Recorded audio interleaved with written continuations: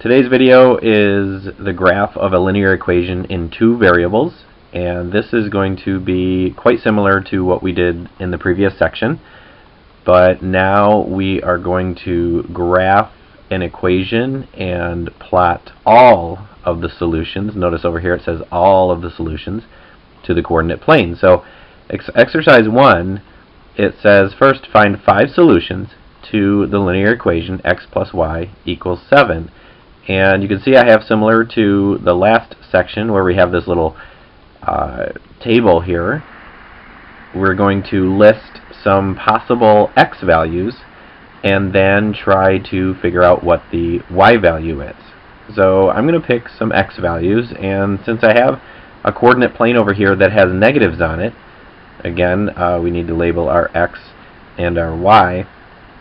I'm going to use some negatives and some positives. So let's just take some very easy numbers. Let's take -2, -1, 0, 1, and 2. It doesn't mean I have to pick those. I can just pick whatever x's I want, but those are some relatively easy numbers to deal with. So I'm going to take -2 and I'm going to plug it into this equation, and I'm going to figure out what my y value would be. So in order to solve this equation, I would have to add 2 to both sides, which I can do just like we have done many times, and I get y equals 9. Okay, so the matching y value would be 9. So that tells me that a point that works for this equation is -2, 9. Alright, and all I do is the same thing for every one of these x values. Is I plug in a -1 for x, and I plug in a 0 for x, and I plug in a 1 for y, and I solve for y, and that gives me my matching y value. Alright, so if I plug in a -1, I have this equation, and I'm going to do the same thing I did up above, is I'm going to add 1 to both sides, and y equals 8. So I get 8. So my coordinate that I'm going to graph is -1, 8. Alright, and I'm going to do that for 0. And I don't have to add 0 to both sides because 0 is just 0, so y equals 7. So my coordinate is 0, 7. And I plug in a 1. And so now this is a positive 1, so I'm going to take away 1 from both sides, and I get y equals 6. So that's a matching 6, 1, 6. And I'm going to plug in a 2.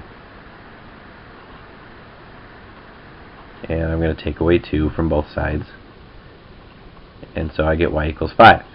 Alright, so I put a 5 over there, and there's my other point. So now I have a bunch of points, and all I want to do is graph all of these solutions to the equation on the coordinate plane. Well, I have 5 of them right here, so I can go ahead and graph them. -2, 9 would be right here, and -1, 8 would be there, 0, 7, 1, 6, and 2, 5. But now, different from last time just said graph just the solutions that I came up with. This time it said graph all of the solutions. So that means I'm not just going to connect these points, I'm going to extend my line to be as far on the graph as I can go. Alright, and if I do that with a straight line, I'm going to get something like this, and I can even label it. I can come over here and say this is x plus y equals 7. So any point on this line, if I pick any of the points on this line and plug them into the equation, they will work. Alright, that would be a solution to this equation. So not just these points anymore, any point on that line will be a solution to the equation.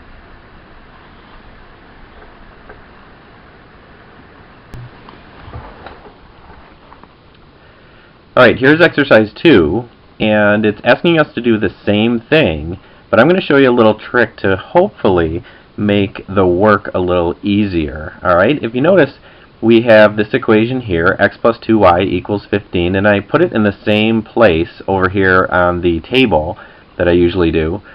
But I'm going to do something different this time. Instead of plugging in x's in each one of these and doing the algebra for every one of these, well, what if I did the algebra first? Okay, what if we took x plus y equals 2, x plus 2y equals 15. And before I plug any x values in, what if we solved it for y? Alright, let's take away x from both sides, and I want to get y all by itself. Alright, so I'm going to put a 2y down here, and 15 minus x, well, I can't do that, so I just write 15 minus x. Alright, and then I'm continuing to solve for y, so I divide by 2 on both sides. And that means y is all by itself over here. And then I divide each one of these by 2. 15 divided by 2 would be 7.5. Okay? And 1, remember there's a little 1 in front of that x. 1 divided by 2, oops, I don't want an equal sign there. I want a minus sign there, would be 1/2, or 0.5. Okay? So if I wanted to, instead of plugging in the x every time here and doing the algebra to solve for y, I could use this equation, and I just have to plug in x and do the math. Alright? So let's pick some values to plug in for x. Let's pick, this time we'll pick some different ones. We'll pick 1, 2, 3, and 4. We'll throw 0 in there because that one's really easy. So I could plug in a 0 for the x and then do the algebra and figure out what y is. Or, since I already took my equation and solved for y here, I can just use this equation and just plug in x and do the math. Alright, so if I did that, you can do it right over here, 7.5 minus 0.5 times 0. Well, 0 times 0.5 is 0, and I get y equals 7.5. Alright, so now to do this in the middle is pretty easy. Alright, there's no algebra to do. Now if you want to still do the algebra right in here, that's fine too. You should get the same answer. Alright, but it's two different ways to do the same thing, and you'll find in math that many times there's multiple ways to do the same problem. Okay, so I'm going to do the same thing. I'm going to plug in x. I'm going to plug in 1 for x. I'm going to plug in 2 for x. I'm going to plug in 3 for x, and just do the math. I'll do it down here. So if I plug in a 1, I get 7.5 minus 0.5 times a 1. I'm just plugging in a 1 there. So 0.5 times 1 is 0.5. 7.5 minus 0.5 is a 7. So I get a 1, 7. So here's my points that I'm going to graph. I'm going to graph a 0, 7.5 so far, and I'm going to graph a 1, 7. Okay? Now I'm going to plug in a 2. Y equals 7.5 minus 0.5 times 2. And if I do the math, I get 6.5. Okay? And a lot of times with these, you can start to see a pattern. You see this is going down by 0.5 every time, because I went up by 1 every time here, and that pattern should hold, but I'm going to go ahead and do the math anyway. Alright, 2, 6.5. And if I plug in a 3, actually I could fit it in right here if I wanted to, y equals 7.5 minus 0.5 times 3. And if I do the math, I'm going to get, let's see, that's going to be 6. So I get a 6 there, so this is 3, 6. Okay, and if I do the math for number 4, I'm going to get, plug in a 4, and I'm going to get 5.5 right there. Alright, so that point is going to be 4, 5.5. Alright, and I do the same thing. Now it's the same, just graph these points. So 0, 7.5 is going to be right there. Alright, 1, 7 is going to be right there. 2, 6.5 is going to be there. And I keep going on down the line until I get to 5. And there's all my points that I did the math for. So now I just connect them. Alright, and it helps if you have a ruler, because then you can get, spot on right where the line is supposed to be. So I'm just kind of trying to do the best I can with my little tablet here.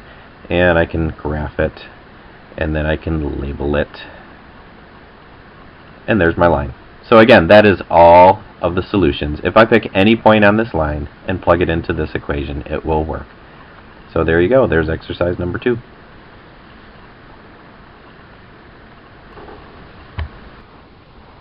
Okay, here's exercise 3, and we're going to do the exact same thing.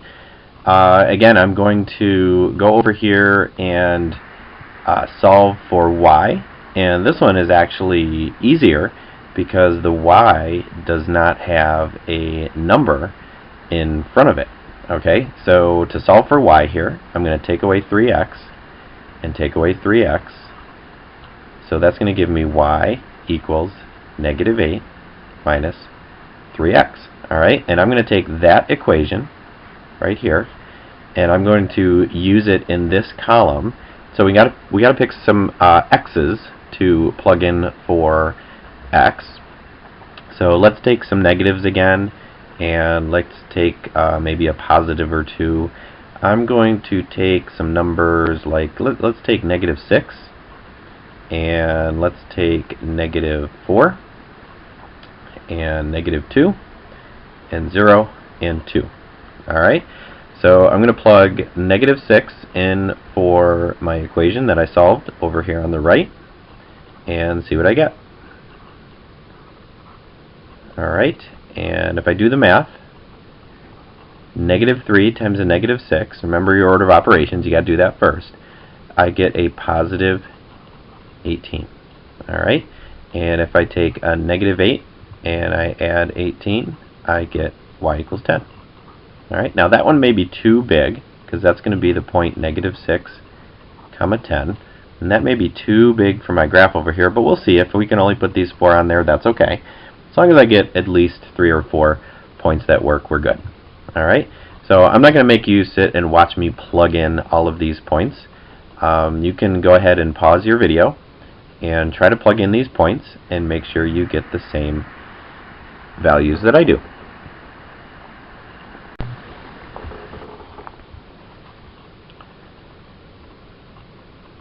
Alright, so you can see the values that I got, and it looks like there's 2 of them actually, this one and this one, that the y values are too big to fit on our coordinate plane. Alright, so we have 2 choices. We could make our scale different on the y-axis. This is my x-axis, this is my y-axis.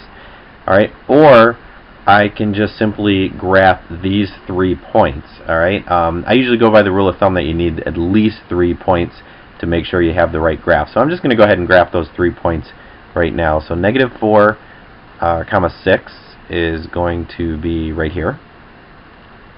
Okay, negative 2, comma negative 2 is going to be right here. And 0, comma negative 8 is going to be 5, 6, 7, 8. It's going to be right down here.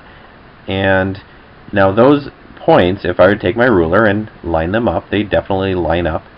If you are graphing these and they don't line up, you know, one's like way off, then that's going to tell you, well, you did something wrong. Okay, and that's where you want to go back and check your math. Okay, so I'm going to just go ahead and label this. This is going to be the equation 3x plus y equals negative 8. I'm going to put a little squirrely arrow there to show that that's that equation. And here's the last exercise for this video. Basically, same thing. I'm going to do this one without solving it for y though, because I just see this dividing by 5, and that's going to give me a funny fraction to deal with. So I'm just going to do this one just straight out. I'm just going to plug in the x's here. So I'm going to plug in some values.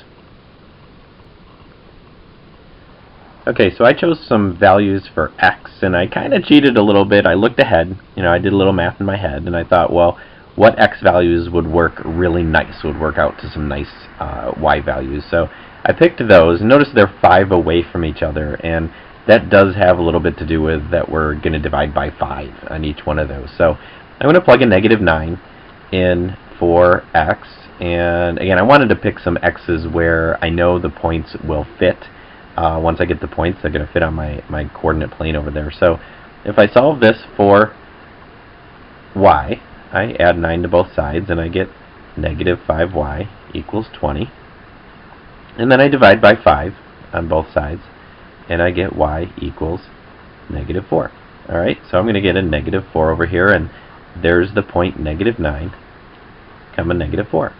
Okay, and again, I'm not going to make you watch me plug in all the values and figure out the what the matching y's are. So go ahead and pause your video and plug in these numbers and see what you get for y, and we'll see if we match.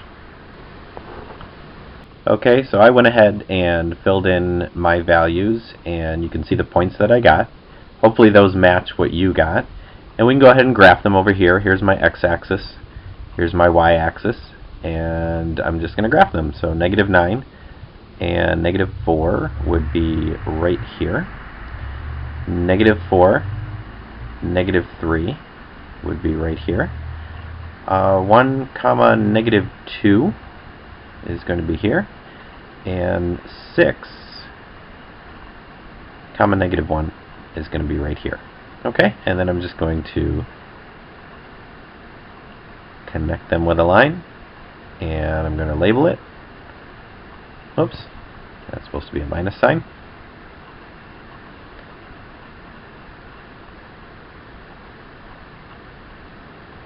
And there you have it. There's your line.